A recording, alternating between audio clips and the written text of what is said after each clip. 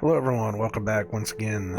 I am Nicodemus Kane. Today is March the 9th, 2023. We are rolling right along with the month of March. I don't even know where the time is going anymore. We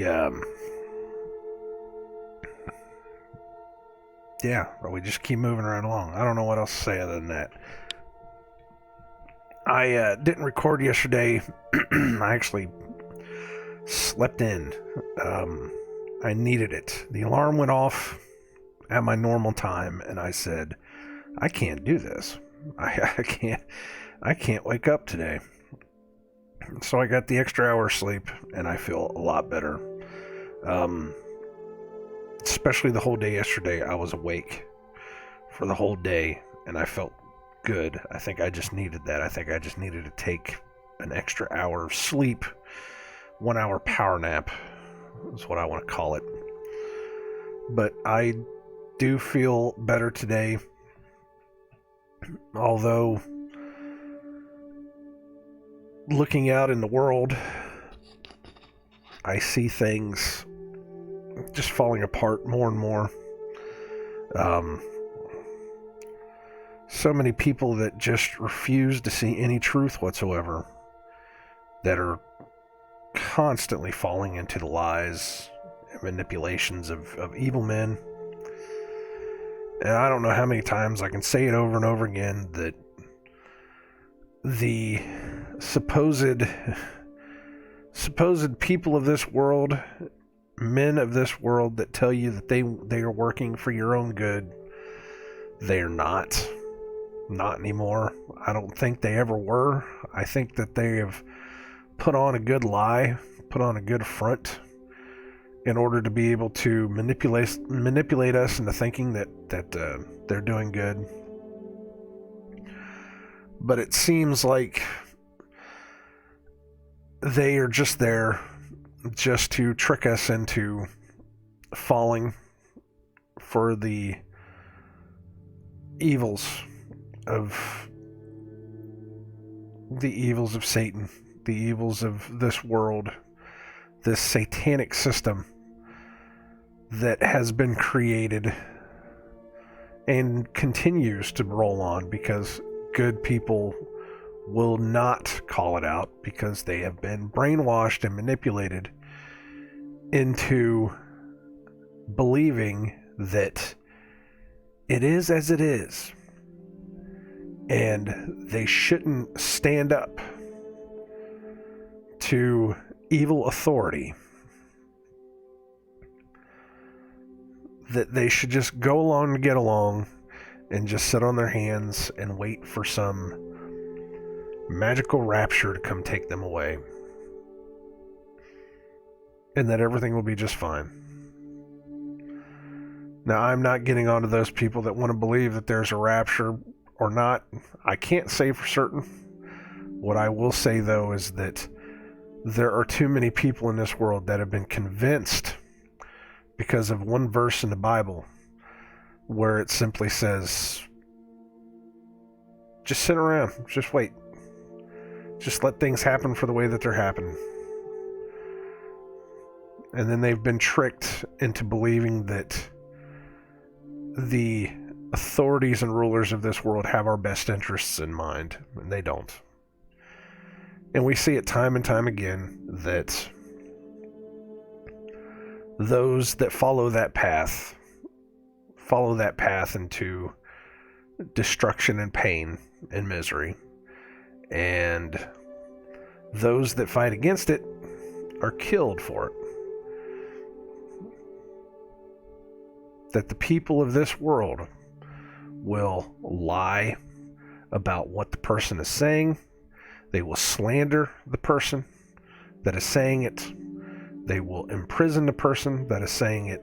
Eventually, they will kill the person that is saying anything that goes against the system. Because they don't want to hear it. Good people that don't want to hear that good people are doing evil will kill the messenger for the message.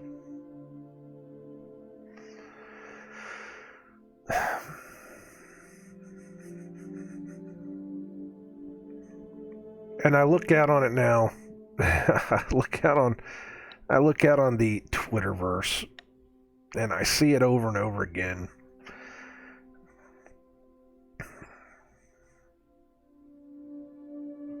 And it's all people want to talk about. Oh, such and such a person has this video of something that we could use against somebody else. Such and such says that he's going to save us all. Such and such says that all we have to do is just wait. It'll get better. Oh, meanwhile, on the other side, evil men are causing all these distractions. And they're causing all this pain, and they're causing all this misery. And most of them now, they're saying it to your face. They don't even care anymore. They used to have to hide this stuff because there's some kind of unwritten spiritual rule in the world that says that evil men have to show the people what they are doing so that they can be, I don't know, absolved of the evil. But it has to be shown to the people in some way, shape, or form. So they hide it. They've hid it in movies. They've hid it in books. They've hid it in TV shows. You really, truly think that The Simpsons are predicting the future? No, they're not predicting the future. They're showing you the future. You really think that there was a book written 8 years before the Titanic sank about a ship called the Titan that sank in the exact same way by hitting an iceberg? No. They had to put that out there. They tell you these things. You really think that nobody ever once considered somebody flying a plane into a building and causing the building to crash, even though 20 years before that, somebody wrote a book about flying a jumbo jetliner into a building and the building fell down? Really? Do we have to talk about the TV show that came out that year? What was it? What was the name of that show? The spinoff of The X-Files. The Lone Gunman. Whatever it was called. You think that was just magically predicting what was happening? You think it was magically predicting COVID? When they had an event not even 3 months before Event 201, and they put that out there. They put that out there for everybody to see. I remember people talking about it before anything happened. Because everybody said, oh look, there's a drill. What was it? There was somebody, one of the news things was talking about a possible attack on something somewhere. And I had to say, well, you don't really have to worry about it unless there's been a drill there just recently. Whether, weeks before, a day before. As long as there hasn't been a drill for that thing that's being threatened, you don't have to worry about it. Because that's exactly what it is. It always happens. Same day. Either same day or, like I said, weeks before, months before. And all I can say whenever these events happen is, well, I'm really glad that they were so prepared just weeks before. I'm so glad that they were so prepared. That's how they do it. That's how they get you to put your energy into it. So that you can be prepared for it. So when it happens, all you can say is, oh, well, yeah, that's exactly what happened. Because they just did an event, or they just did this, or this just happened. It's the most subtle of brainwashing possible, but it's there. And people just fall for it over and over again. And it's because evil men at the top that are in power, that run the television stations, that run the radio, that run the movies, that we have allowed to creep into the system, they put that out there for us to see. These are the same people that are manipulating your children into thinking that they should be worried about sex at 5 and 6 years old.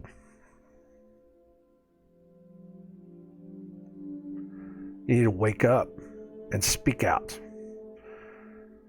Start pushing back. It is not against the Bible to call out evil when you see it.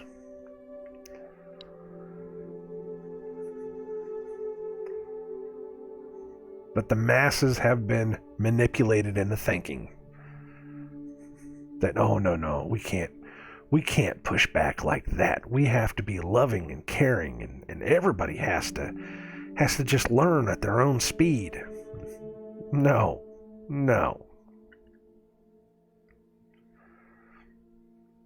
This stuff should have been handled a long time ago.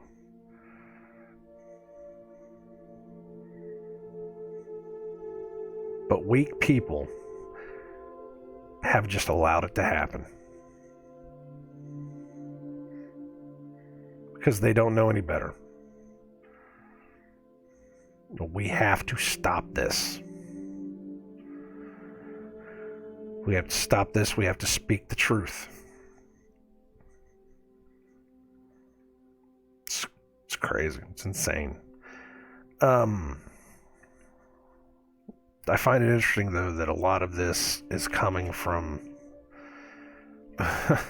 it's coming from me after I'm sitting here reading the Lamentations of Jeremiah. That all he could do was cry and lament for Jerusalem, for his own people, because he kept warning them. He kept telling them over and over again. He kept trying to tell them, kept trying to warn them. Just some Joe Schmo kid off the street that was picked out, chosen by God to wake up every single day and go out there and try to tell them something. Well, maybe not every single day, because we said, there were maybe 7-8 times where God, he woke up and God said, you go tell them this. It didn't say every single day. I shouldn't say every single day. I'm sure he might have been a prophet every single day, but we only heard about the times when God said, go out and physically do this thing and tell them this is what I'm going to do to you. Because we don't even know if Jeremiah was a priest. We don't know if he was chosen to be a learned man. We knew he could read and write. That's what it says. This is the letter that Jeremiah wrote to yada, yada, yada. But when it came time for him to tell the people, they said, well, you're not one of the learned men. You're not one of the politicians. You're not one of the priests. This is just a guy. Just a guy just out there just talking. And no matter how many times he said something was going to happen and it came true, they still said, no, we don't want to listen to him. No, not going to listen to him. But when it all happened, all he could say is, all he could do is just sit there and just be sorry for it. Father, it was your will, but when will it stop? When will the people understand what's going on?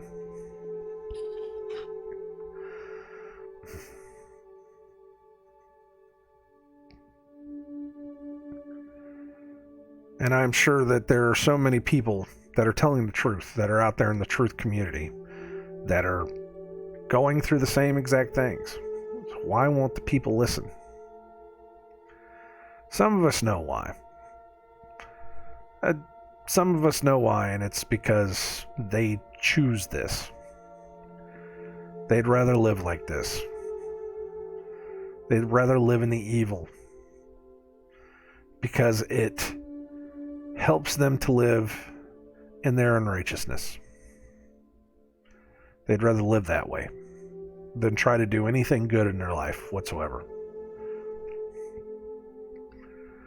Which is even more sad and sadistic than, them just being foolish and dumb. Most people know. Most people see it. They really, truly do.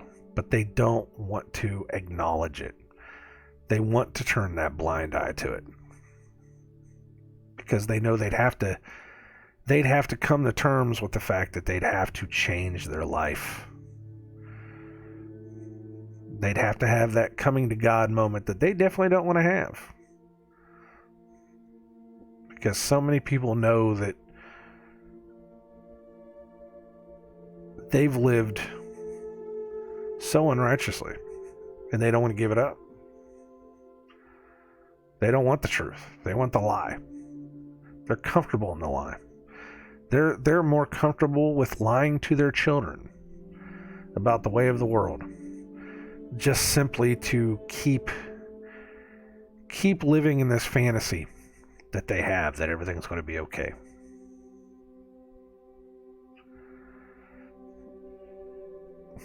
And they will all stumble and fall. And I may too. I may be falling for the lie too.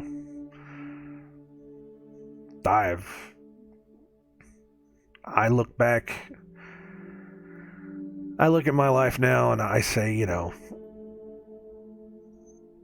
I can see the lies, I can understand the lies, but there's probably still more that I need to do, that the Father and I are still working on. And I think a lot of people that come to this truth, that are actually in this truth, some are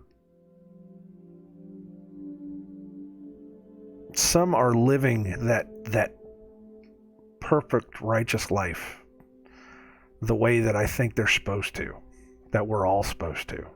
They're doing it. They got it. They got it because their journey took them to that point. But I think others, myself included, our journey's not over yet. We still have just a little bit more to do. A little bit more to take care of. Maybe we're not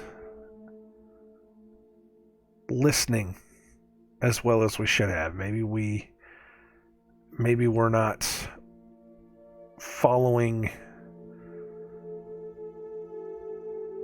the truth as much as we should have. Maybe there's something that's pulling us away from it that we can't find the truth yet. I don't know. What I do know is that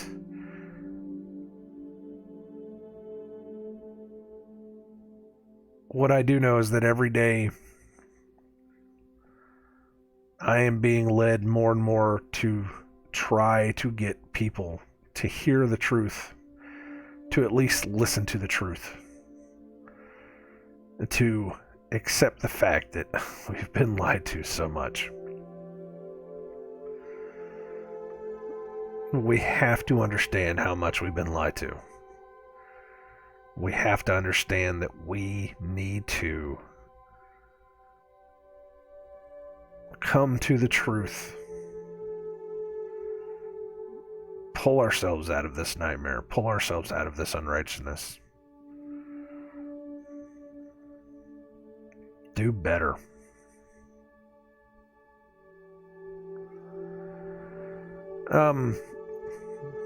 I could keep going on and on. I really could.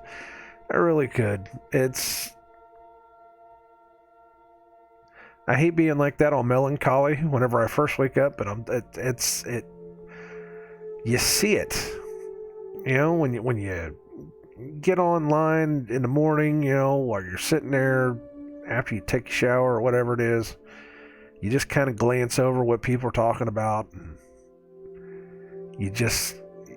the only thing you can think is, when are you people going to learn? When are you going to get it through your head? Why can't you just see this? These people are trying to control you, manipulate you, and kill you. They don't care about you anymore. And then the people that are there telling you what you want to hear, they're part of the system too.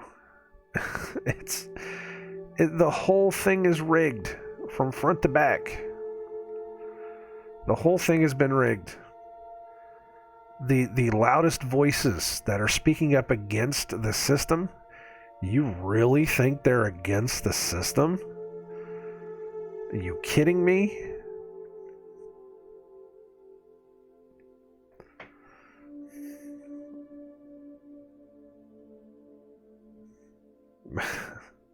It blows my mind, man. It really does. It really, truly does.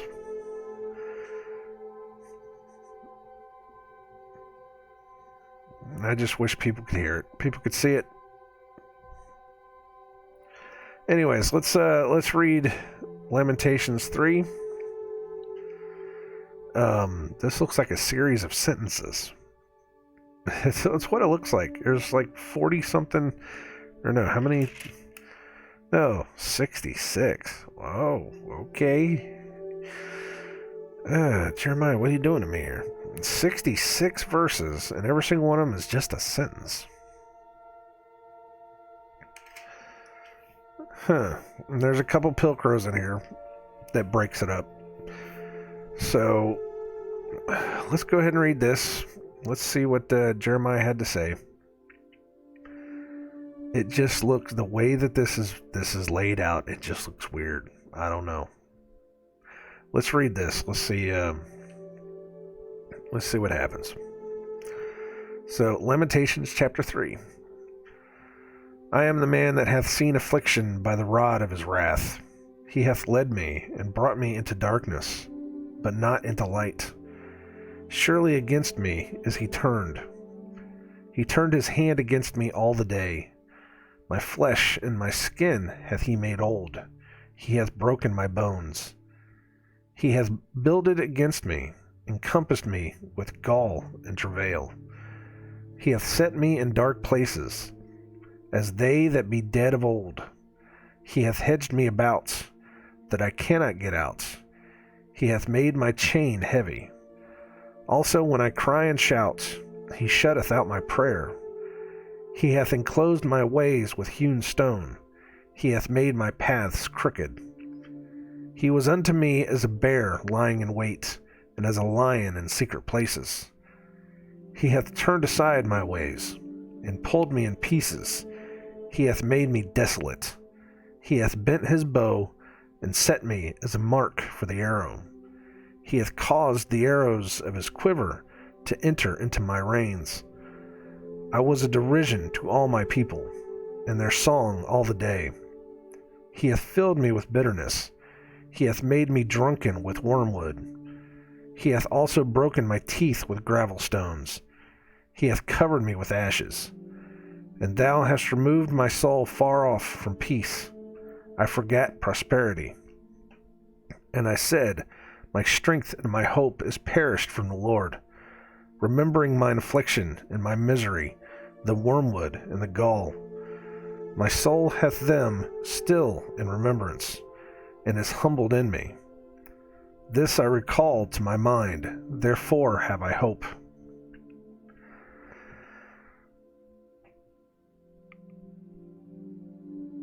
So, not only has he brought him down, his people down, the country, the city, everything down, he's made it to where even the prayers to the Father he will not listen to. Why? It's because the Father said, You've turned away from me. You took pleasure in turning away from me. You took pride in turning away from me. You found all those dark and evil places, and you went to them more than you went to me. All I asked you to do was just follow me and do better in this world, but you chose evil. How evil was it? Well, we've talked about it many times before. We've talked about how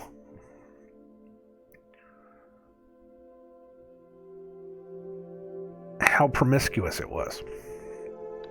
The rituals that they would perform, the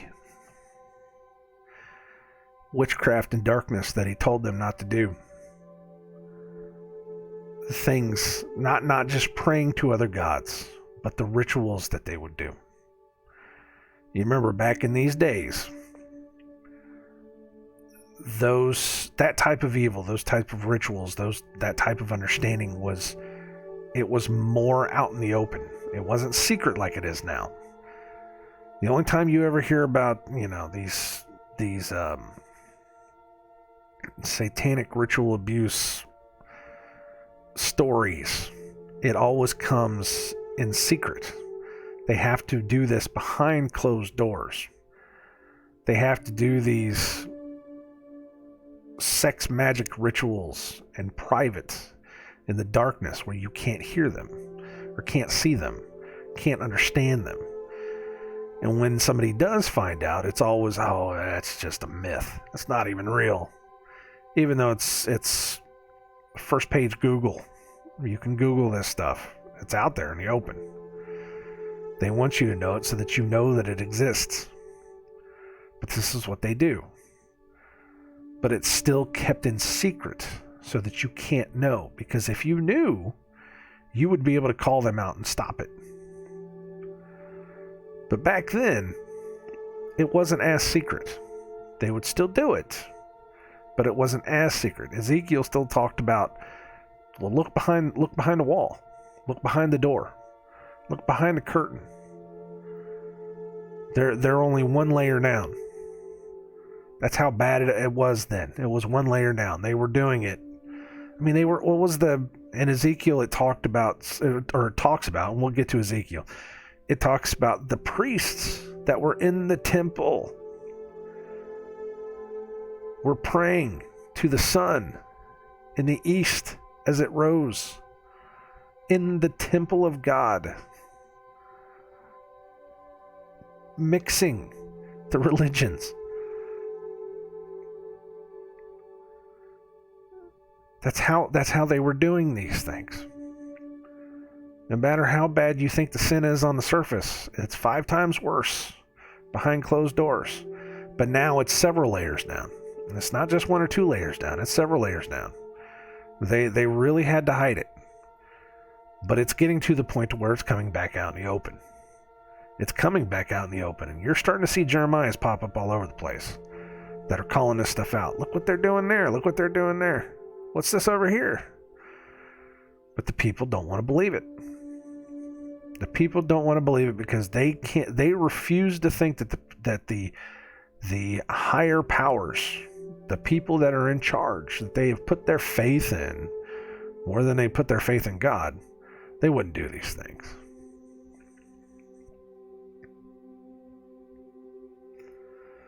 But God said, because you took pleasure in it, you had pride in not listening to me.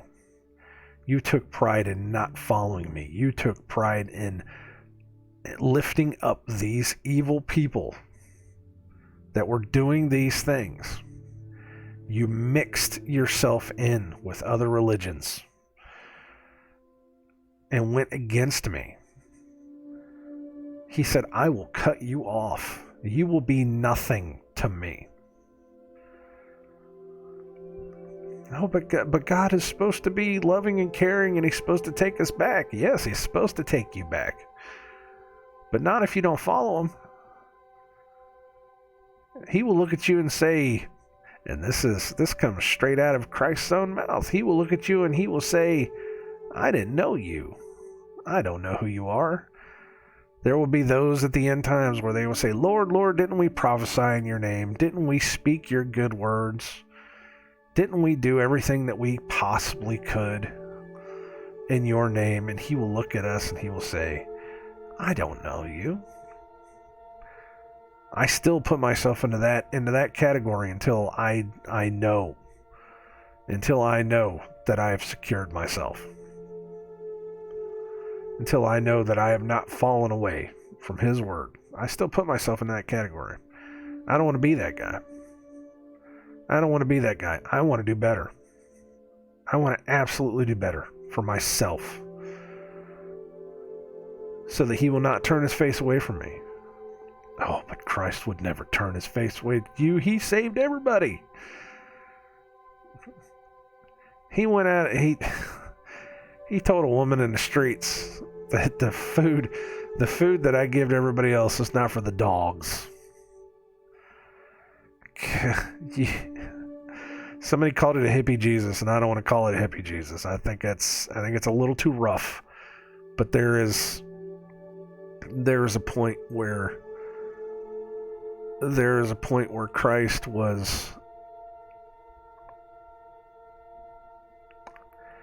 He was not the perfect loving Messiah of everyone. He came for a specific purpose. And He told you straight to your face that if you were not of Him, you were of your father the devil. He spoke the truth plainly.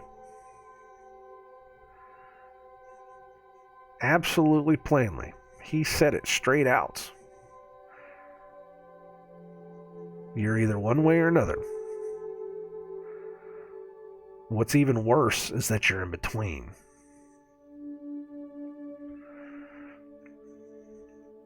But when you hear that kind of stuff where not even my prayers were being heard, I can't remember exactly where it was. Well, let's go ahead and read it again, and we'll find it. When you hear stuff like that, you think, oh, God, that's rough. That's rough stuff. Yeah, that's rough stuff. That's hard. That's hard teachings. Nobody wants to listen to this. That's why everybody loves the New Testament. Oh, the New Testament. Jesus is going to save my soul. That's all I have to do is just believe in Him, listen to Him, listen to His word. What was Jesus' word? Everything that came before.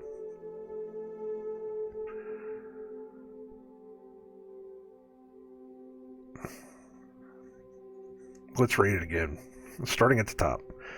I am the man that hath seen affliction by the rod of His wrath. He hath led me and brought me into darkness, but not into light. Surely against me is he turned.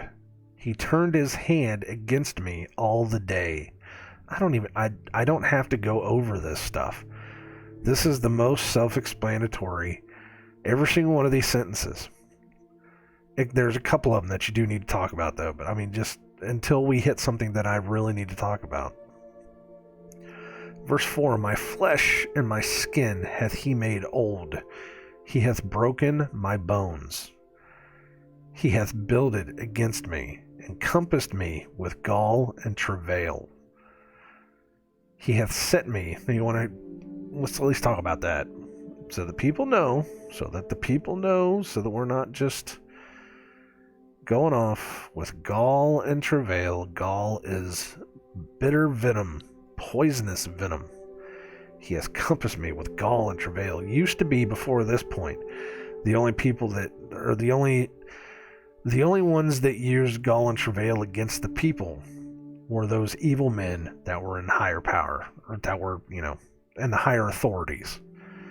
We saw that in Psalms. There was a couple of the Psalms that talked about that. The ones that laid the snares and traps that would feed the people gall. they would give them poisons. They were poisonous. I remember that kind of stuff. Verse 6, he hath set me in dark places, and they that be dead of old. He hath hedged me about, that I cannot get out. He hath made my chain heavy. Also, when I cry and shout, he shutteth out my prayer. He did not hear me praying.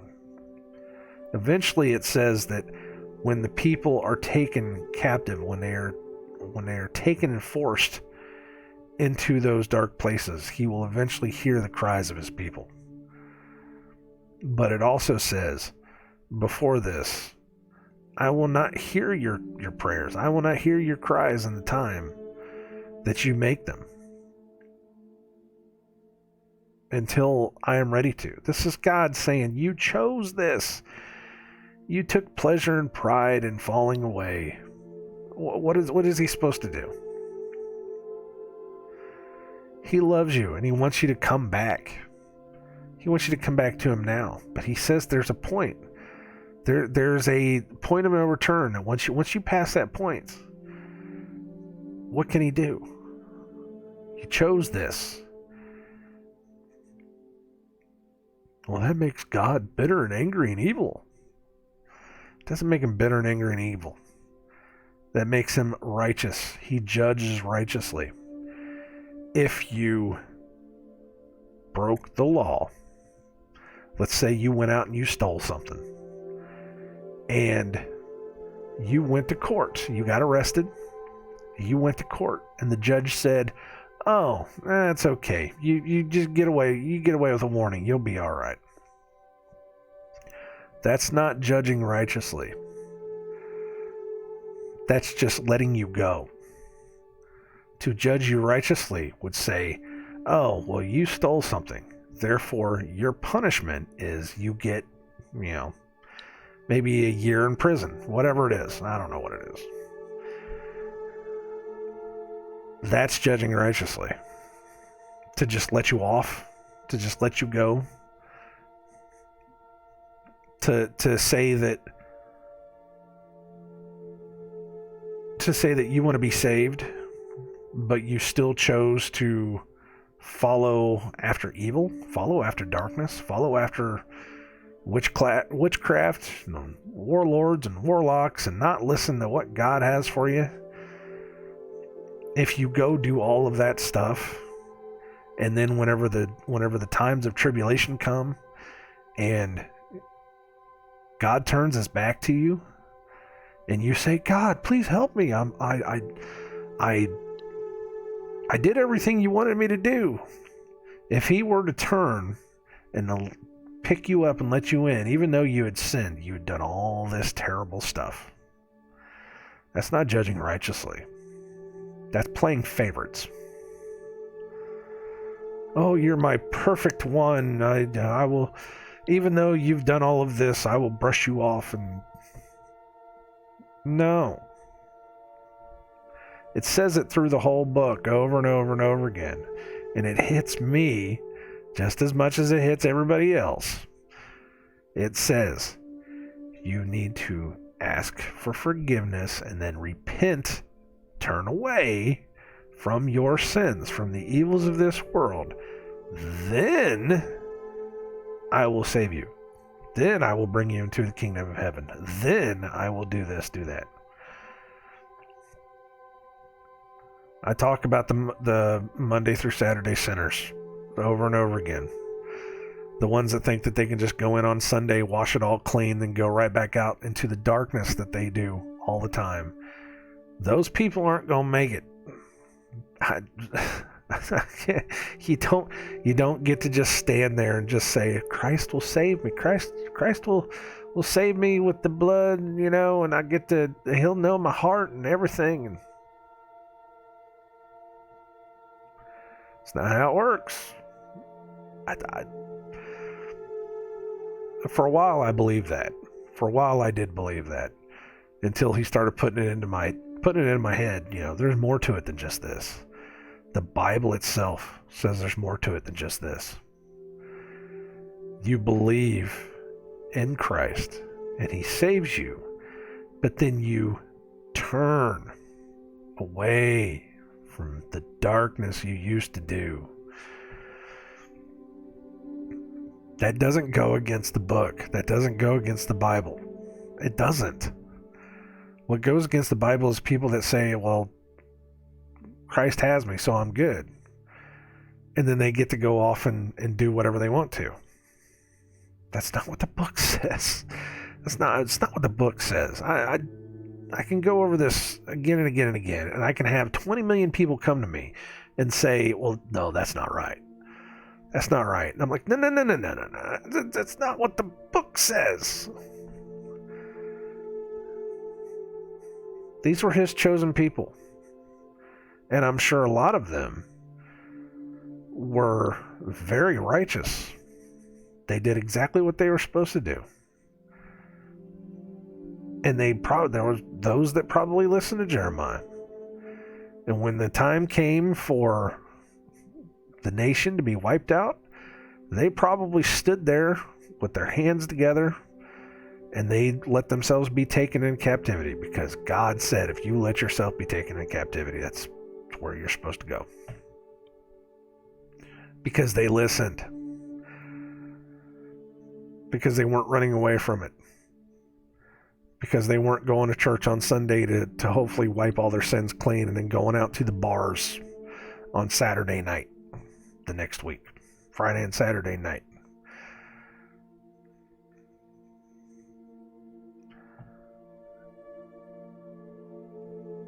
Again, that's the stuff that the church doesn't teach you. That's the kind of stuff that nobody wants to hear. That's the kind of stuff that I will have people in my own family come up against me. Tell me that I'm wrong. Tell me that they don't agree with me. Tell me that I'm looking too far into it. You can't look too far into it. I have proof right here that he won't even hear your prayers when it comes time. You will sit there and fuss and fight and bitch and moan, and he won't even hear it. Well, let me say it again. And when I cry and shout, he shutteth out my prayer.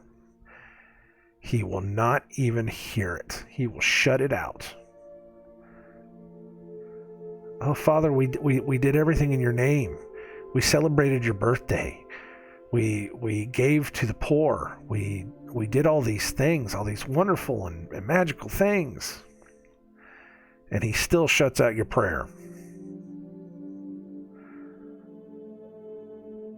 We're into whole new levels here. This is whole new levels of stuff that we're.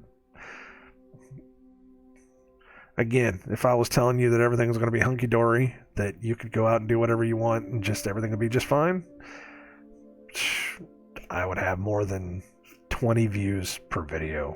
I'm sorry. It just is what it is. People don't want to hear this because they choose to believe in the lie because it lets them live in their unrighteousness. All right. Verse 9, he hath enclosed my ways with hewn stone. He hath made my paths crooked. Yeah, because he will make the path straight for his people that want to listen to him at the end of days. Straight paths, straight back to Jerusalem. That's what it says.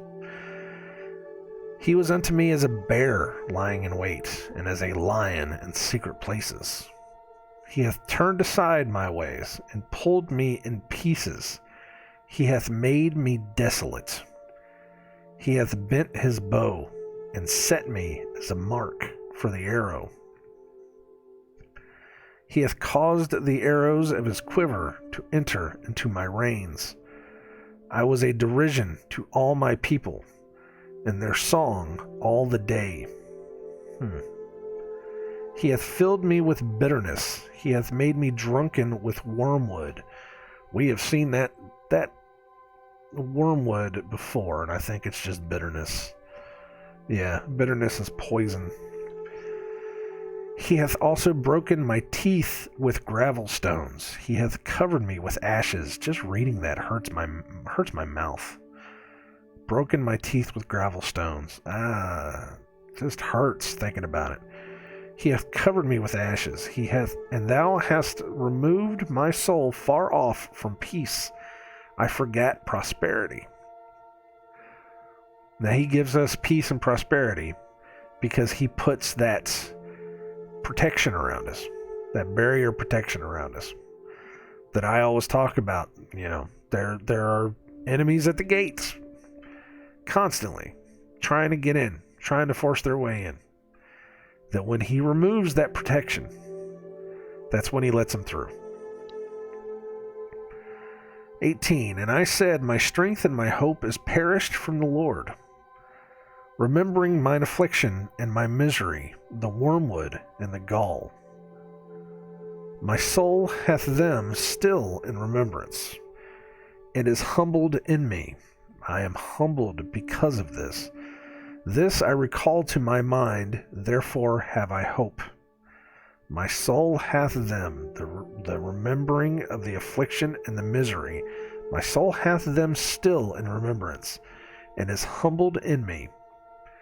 This I recall to my mind, therefore have I hope.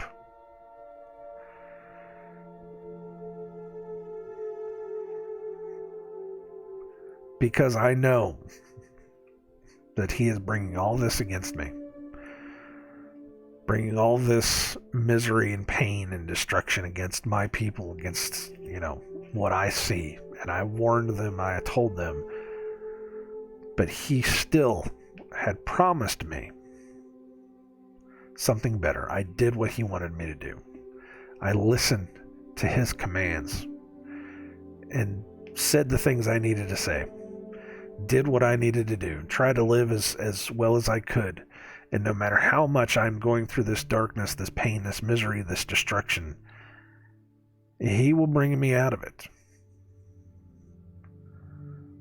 This I recall to my mind, therefore have I hope.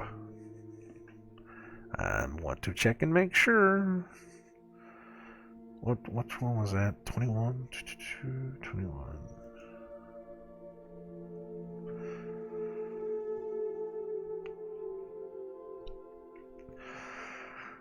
This is hope, to wait, to expect.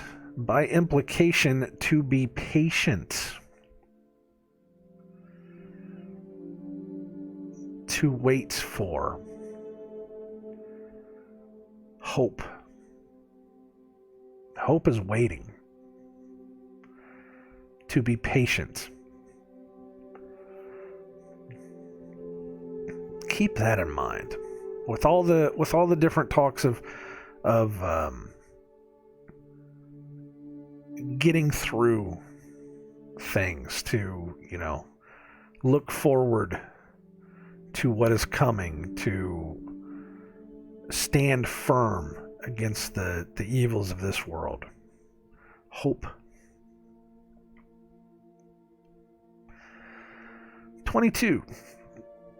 It is of the Lord's mercies that we are not consumed, because his compassions fail not.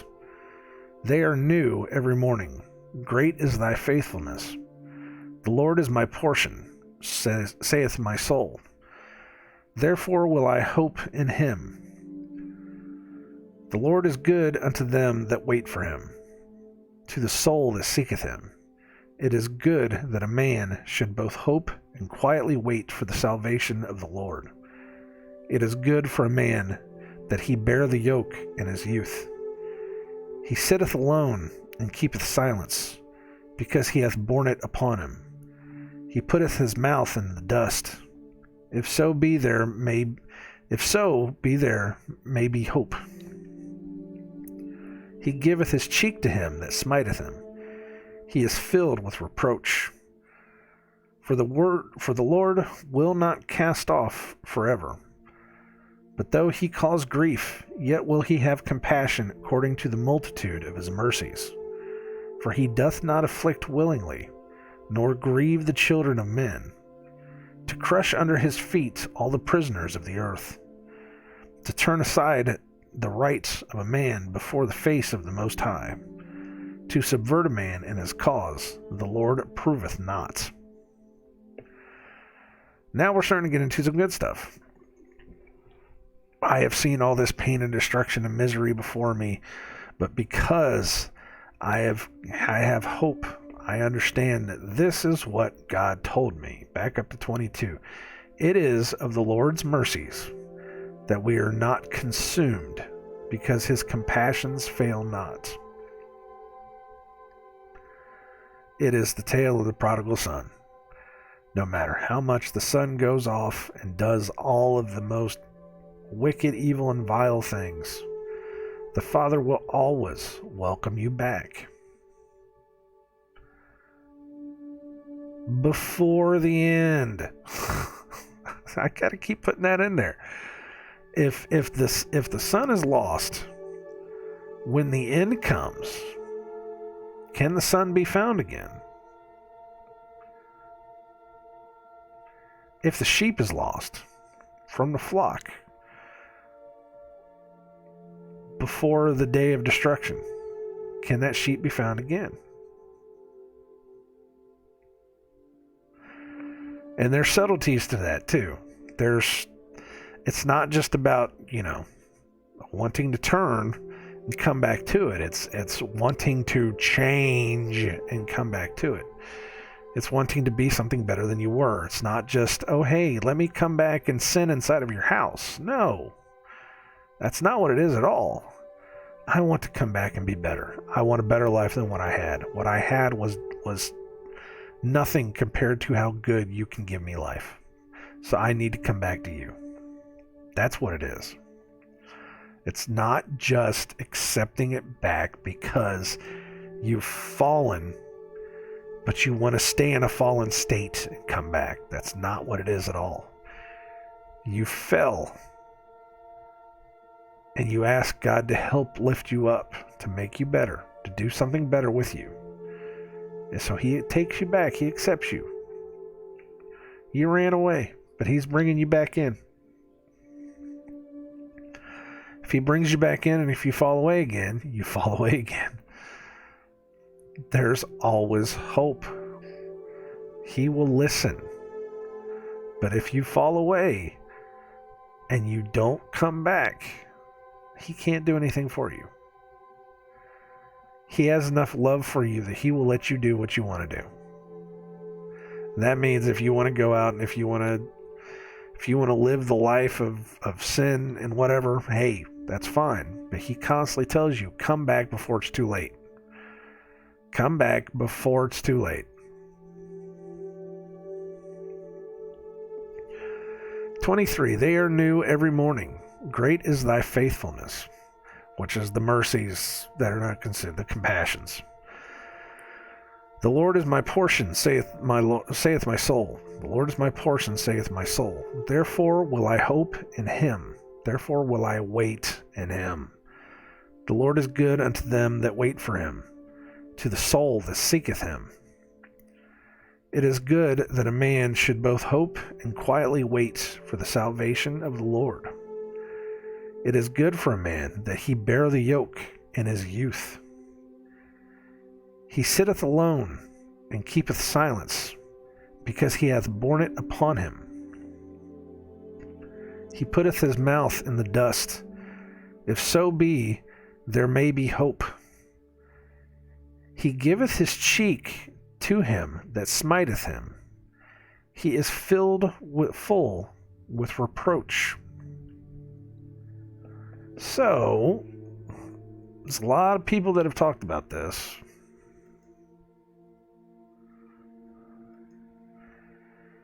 He giveth his cheek.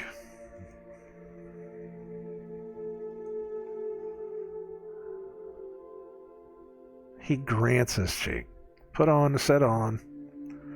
To be given. He gives his cheek, which is the jaw, the cheekbone, to him that smiteth, to him that strikes. Now, I'm just checking to make sure this is all this is, to be wounded. He is filled full. He is satisfied, filled full. He is satisfied to sate, to be filled with reproach, with scorn, taunting. There's even one here, resting upon condition of shame and disgrace, reproach. A lot of people have talked about this one, and I've heard different stories about it. This is the turn the other cheek. He giveth his cheek to him that smiteth him, turning the other cheek.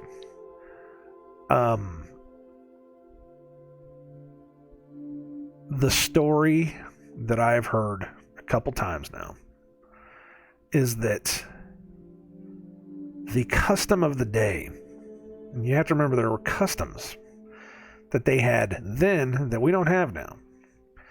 The custom of the day was that when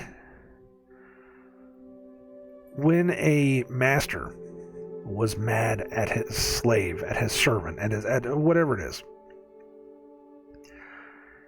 he would smack him with the back of his hand. Something like that. I don't remember. It was, or maybe it was I don't remember exactly what it was now. I'd have to look it up again. Let me look it up again so I don't get it wrong.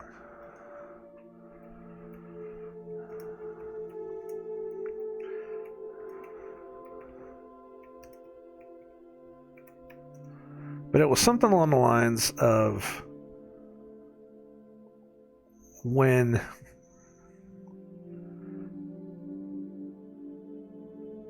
you were slapping them, you didn't want to slap them with one certain side of your hand, and I don't remember exactly which one it is.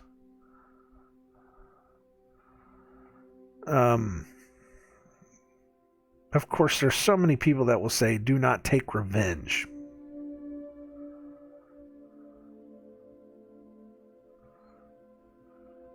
Here we go, right here.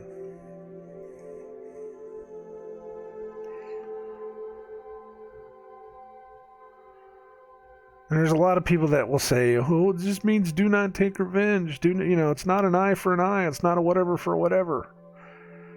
Yet that goes against the law itself. The law itself says it's an eye for an eye, a tooth for a tooth. So it's the exact opposite. So you're telling me that right here, Jeremiah is breaking the law of God for saying that. That Christ himself broke the law that he had.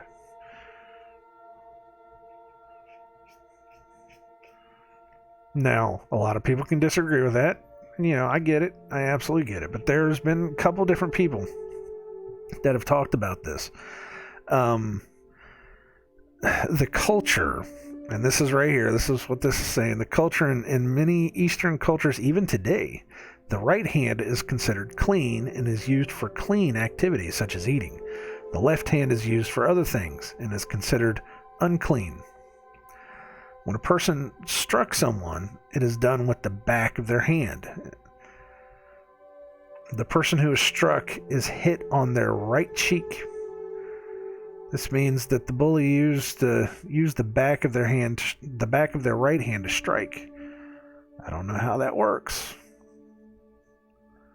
Their right cheek, your right cheek, left cheek as you're looking at them. So that's what it was, is that you are smacking with the back of their hand with your right hand. That's your clean hand. That's the hand that you use. You're smacking with the back of it, because there was something in here where it says, this would be the common method of striking someone using the clean hand. By telling his audience to turn the other cheek, he wasn't just telling them to be passive and take it. He was telling him to turn his head.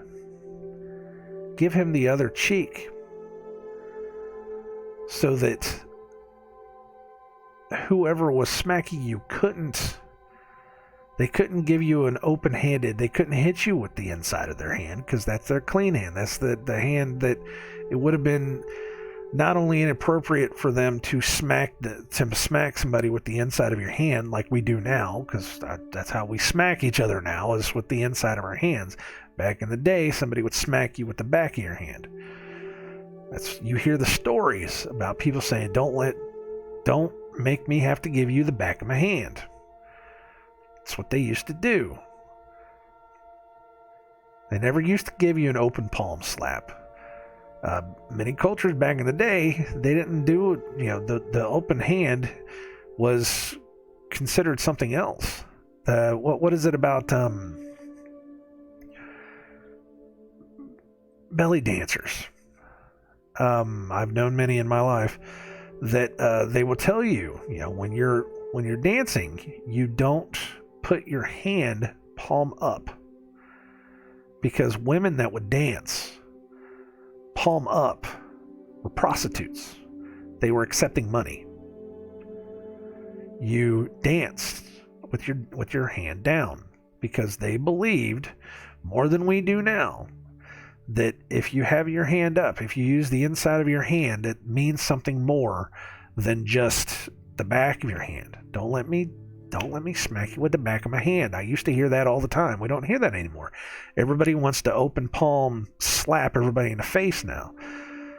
But back in the day, they used to smack you with the back of your hand, which means they would hit you on your right cheek, the left side to where they see it, your right cheek, they would smack you. If you turn the other cheek to them, they would be forced to use their left hand, their unclean hand. They would have to see that you are not giving yourself over. So you want to smack me? Then I'm going to make you smack me in a way that you don't like. That would have to force the person to do something that they don't want to do. If you turn your other cheek to them, they would either have to open palm smack you, which I'm sure probably came out of it, or they'd have to use their left hand, which they don't want to do. It would have to force them to consider what they're doing. This doesn't take away from this. He giveth his cheek to him that smiteth him. For a bully that wants to come up and smack you, because you may have had an argument or may have had something else, to turn your cheek and say, well then, you want to smack me, smack this side too, sucker. It would force them to step back. A lot of people say turn the other cheek means to stand down. No. Doesn't mean to stand down, it means to stand up. It means to say, I will not let you smack me like that. He who is without sin cast the first stone.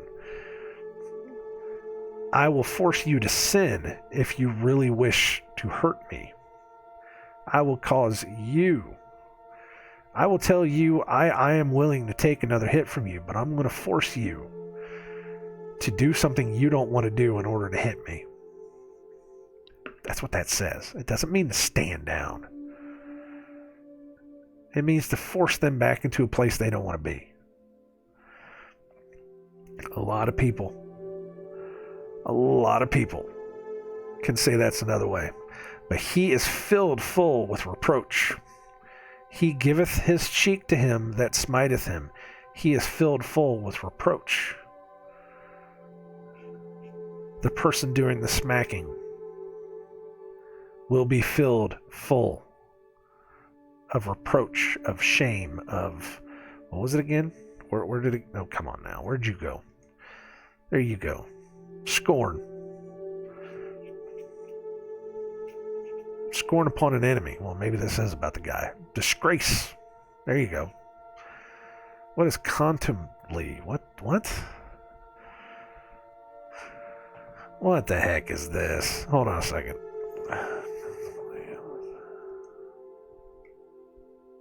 Insolent or insulting language or treatments.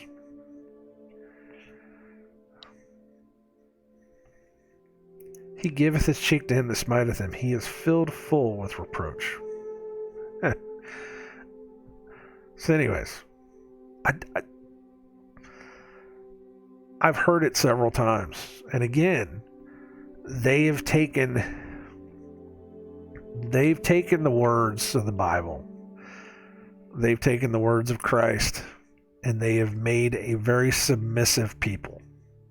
because of that. That's how much that this has been twisted and manipulated. And a lot of people say, well, it's not possible for men of God, for children of God to be manipulated like this. We would know the truth. Satan don't play fair. Who the hell said Satan plays fair? Even Christ, while he was walking the earth, said, my words are already being twisted and manipulated. My words are already being changed. You have to know the truth. You have to seek the truth. We're going to keep going though. I can't focus on that one all day because we'll be here forever, and I'm already past the hour-long mark. Ugh.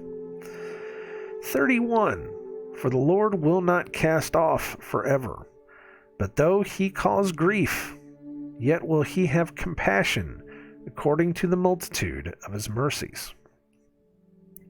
For he doth not afflict willingly, nor grieve the children of men, to crush under his feet all the prisoners of the earth, to turn aside the rights of a man before the face of the Most High, to subvert a man in his cause, the Lord approveth not.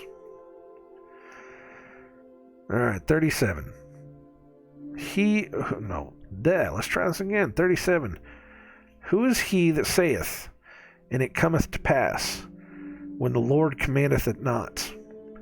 Out of the mouth of the Most High proceedeth not evil and good? Wherefore doth a living man complain, a man for the punishment of his sins? Let us search and try our ways, and turn again to the Lord.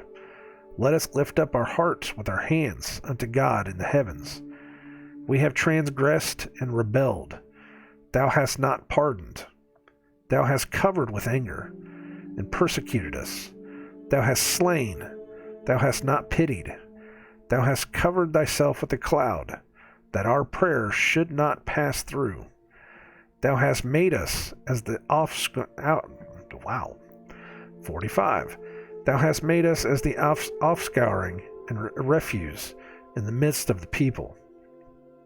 All our enemies have opened their mouths against us. Fear and a snare is come upon us, desolation and destruction. Mine eye runneth down with rivers of waters, for the destruction of the daughter of my people. Mine eye trickleth down, and ceaseth not, without any intermission, till the Lord look down and behold from heaven. Mine eye come on now. I'm not doing good here. Mine eye affecteth mine heart, because of all the daughters of my city. Mine enemies chased me sore like a bird without cause. They have cut off my life in the dungeon, and cast a stone upon me. Waters flowed over mine head. Then I said, I am cut off.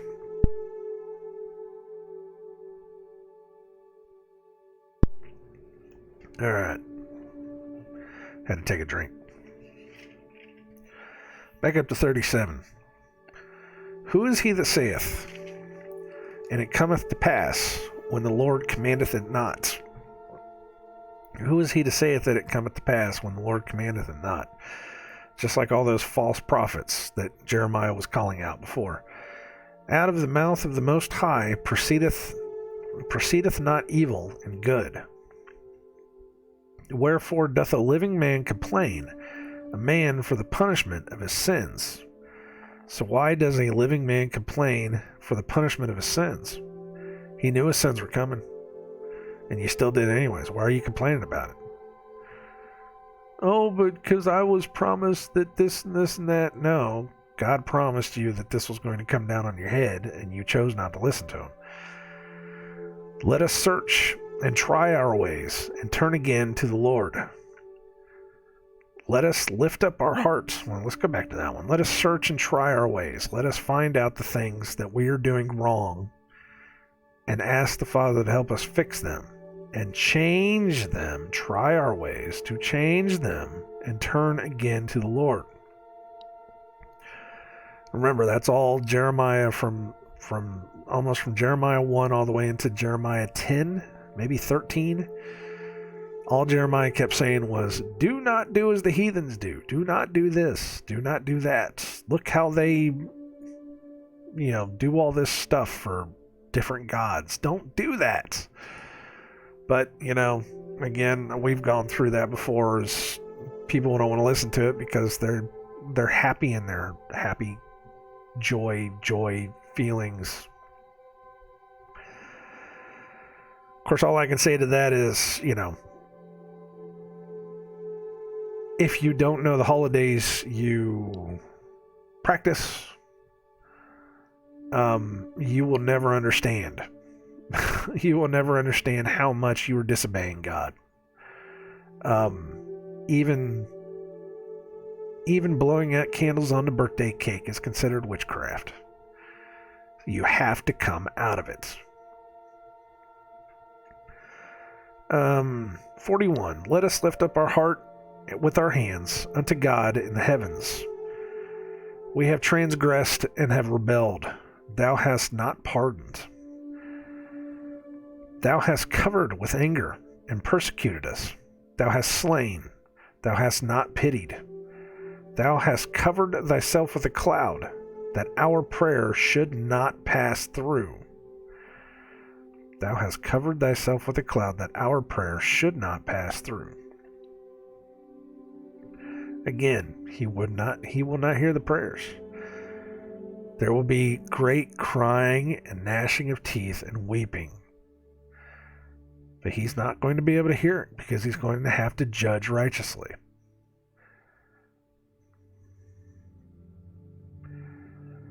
"45. Thou hast made us as the offscouring and refuse in the midst of the people." Offscouring is a weird word, but it makes sense in that context. It's the stuff you scour off of something. Let's put it that way. I'm not going to look it up because it's what it sounds like. "All our enemies have opened their mouths against us. Fear and a snare is come upon us, desolation and destruction. Mine eye runneth down with rivers of water for the destruction of the daughter of my people. Mine eye trickleth down, and ceaseth not, without any intermission. Till the Lord look down, and behold from heaven. Mine eye affecteth mine heart, because of all the daughters of my city. Mine enemies chased me sore like a bird without cause. They have cut off my life in the dungeon, and cast a stone upon me. Waters flowed over mine head. Then I said, I am cut off." I don't have to explain a lot of that. It's so... You feel that sometimes. I mean, we're not to that point yet, but sometimes you feel... There are people in this world that are like that. They've just lost everything. And I can imagine that now. And it hurts a little bit to read it like that. You can zoom through it once, but whenever you come through it a second time, and you get that feeling. You get how it's going to be. 55. I called upon thy name, O Lord, out of the low dungeon. Thou hast heard my voice. Hide not thine ear at my breathing, and my cry.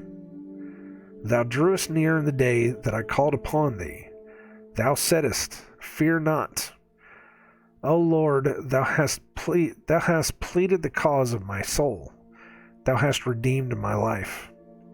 O Lord, thou hast seen my wrong. Judge thou my cause. Thou hast seen all their vengeance and all their imaginations against me. Thou hast heard their reproach, O Lord, and all their imaginations against me, the lips of those that rose up against me, and their device against me all the day. Behold, they're sitting down, and they're rising up. I am their music. That's a line. Let's go back up to 55. I called upon thy name, O Lord, out of the low dungeon. Thou hast heard my voice. Hide not thine ear at my breathing, at my cry. Thou drewest near in the day that I called upon thee. Thou saidst, Fear not. I don't know if it's true, but they say that the Bible says, fear not 365 times. I don't know if that's true.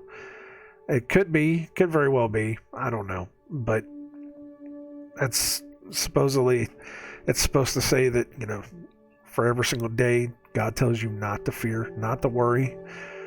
Let Him handle it.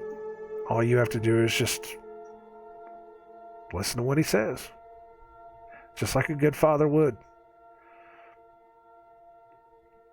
I'm learning that with the granddaughter being in the house. I'm learning that is that you, as that father figure, you keep her from being afraid, because she'll come to you every now and then. Papa, I'm afraid of this, or I'm just a little bit nervous for that. And you gotta tell her, don't worry. Don't be afraid of that. Don't be afraid of it. You don't have to worry about that. I am here to save you, protect you. That's our Father, which art in heaven. Hallowed be His name. Thou drewest near in the day that I called upon thee. Thou saidst, Fear not. 58. O Lord, thou hast pleaded the causes of my soul. Thou hast redeemed my life. O Lord, thou hast seen my wrong. Judge thou my cause. Thou hast seen all their vengeance and all their imaginations against me. Thou hast heard their reproach, O Lord, and all their imaginations against me. The lips of those that rose up against me, and their device against me all the day. Those that don't want to hear the truth. Those that don't want to hear the righteousness of God. Those that want to hurt and destroy you and manipulate you. Talked about it over and over again. It's in the Psalms. The Psalms tell you there are evil men and high authority that want to lay snares and traps and manipulate you, hurt, and destroy you. And it happens over and over and over again. The lips of those that rose up against me, and their device against me all the day. Behold, they're sitting down, and they're rising up. I am their music. What does that mean? I am their music. I am their mocking or derisive song. I am the music that the enemy dances to. Oh, think about that for a second. The enemy does not like me, and they will dance and they will sing their songs of evil because I am their music. Oh, that's too good. That's good. That's good. That's I mean, even the Bible will hit you with like, a line like that. It's like, that's good stuff. 64. Render unto them a recompense, O Lord, according to the work of their hands. Give them sorrow of heart, thy curse unto them. Persecute and destroy them in anger from under the heavens of the Lord. So back up to 64. Render unto them a recompense, O Lord, according to the work of their hands. Give back to the enemy,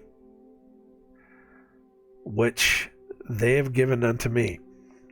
A recompense, a dealing of one's hands, an act, either good or ill, by implication. Give them a recompense, O Lord, according to the work of their hands. Give them sorrow of heart, thy curse unto them. Persecute and destroy them in anger from under the heavens of the Lord. We're supposed to pray for our enemies. That's what the Bible says. We're supposed to pray for our enemies. Just pray that they come out of it. But at the same time, give them their recompense. I will pray for my enemies to get their due justice. I will pray that they come out of it before it comes to that point.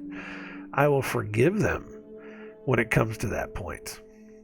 If they come back to me and ask, and if they turn from their evil ways, yes.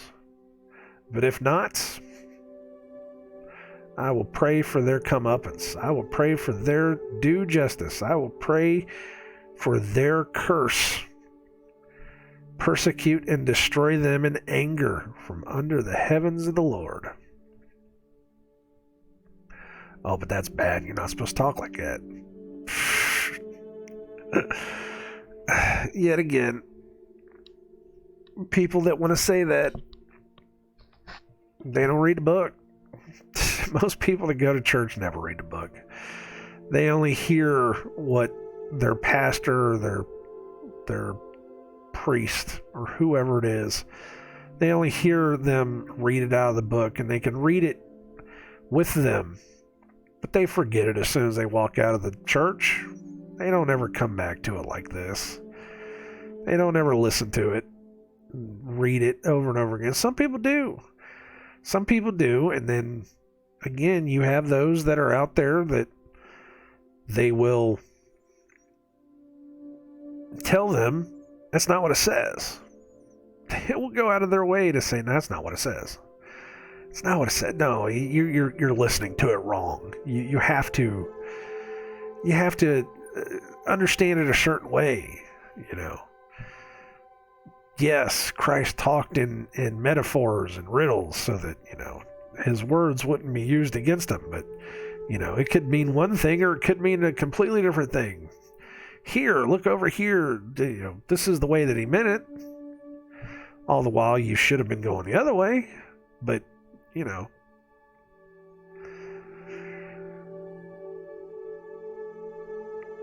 You have to take the whole book in context. You can't just take one or two words and then use them however you want. You can't do that. You can't take one or two verses. You have to take the whole book. I think that's probably one of the biggest things I've been trying to figure out is how the whole book works together. Because again, we have been so lied to about everything.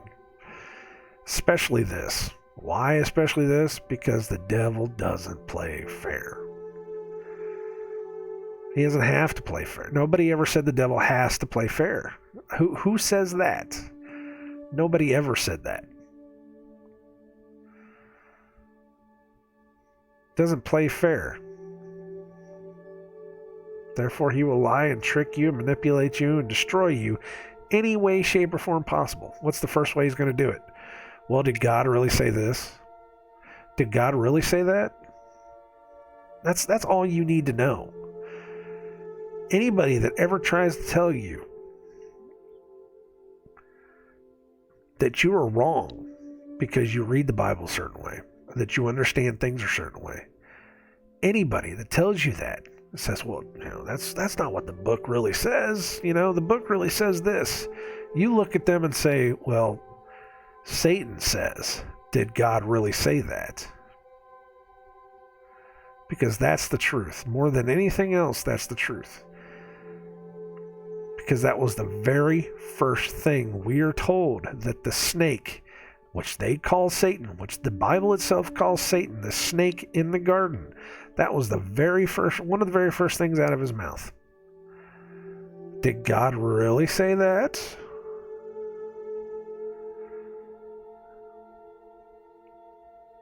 Eve's out there like, well, God said if we eat of the fruit, we might die. There's the snake over there saying, but did God really say that you were going to die? Really? You need to get wise to this. Be wise as a serpent is what the Bible says. That's word for word. As wise as a serpent.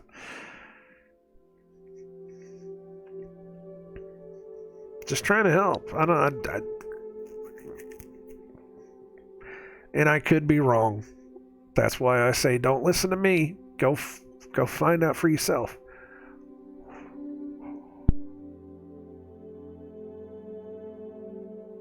I did not just yawn. It is way too early for me to be yawning. What is that all about? Man. Alright. I'm going to go ahead and stop it there. I don't really have anything else to say, to be honest. Boy, it started off as a bummer point, but then it turned out to be pretty good, didn't it? Where was the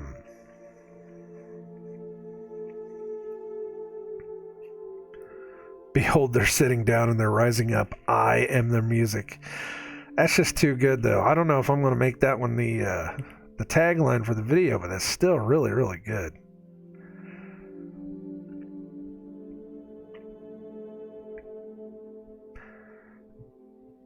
Even though all these bad things were happening,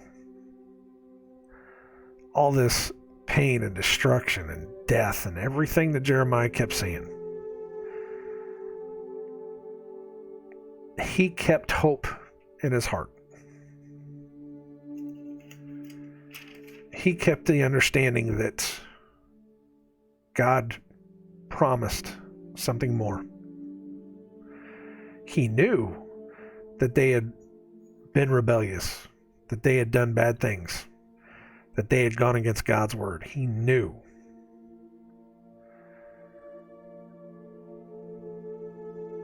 But he still said, we are pleading to you. Save us out of this. We will keep hope in you. We will be better. There is always the hope of turning things around. There's a lot of people now that are officially talking about giving up hope, about, being black-pilled, about just giving up because there's no way out. I refuse to believe that, because I am told over and over again, there will always be a remnant. There will always be those that will pick up the pieces and make something better.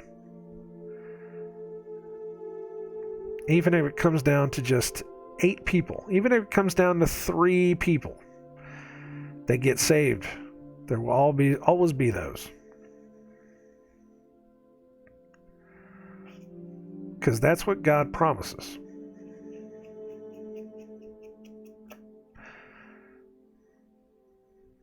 We just have to do better in this world. We just have to be better. I don't know. I sometimes I just think that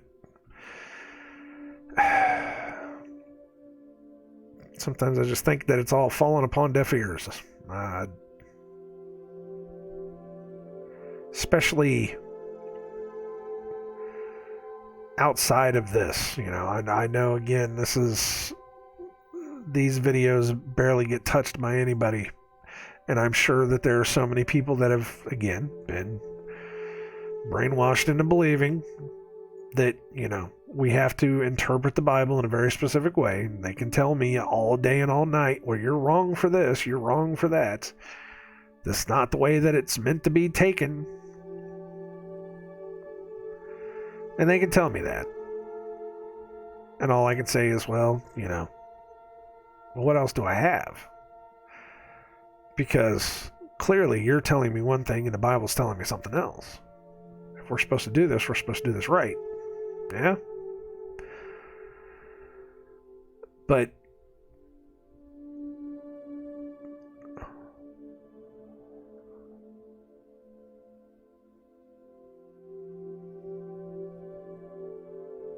all I can do is hope that somebody hears it, and that somebody can either take that and use it to talk to somebody else, or I don't know, somebody can somebody can take that and make something of it for themselves so that they can help somebody else. Remember, we're all only trying to save one, or at least I am. Some people want to save everybody, and you can't save everybody. I'm just trying to save one. That's all I'm trying. So I don't know where all that was going. Sometimes I just start talking and just stuff comes out of my mouth. But anyways, I'm going to get going. God bless every one of you. Take care of yourselves.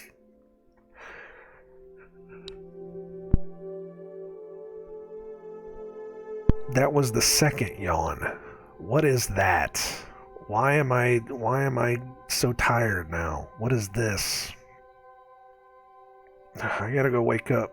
Gotta have some food. Wake myself up. I shall talk to y'all later. Take care of yourselves.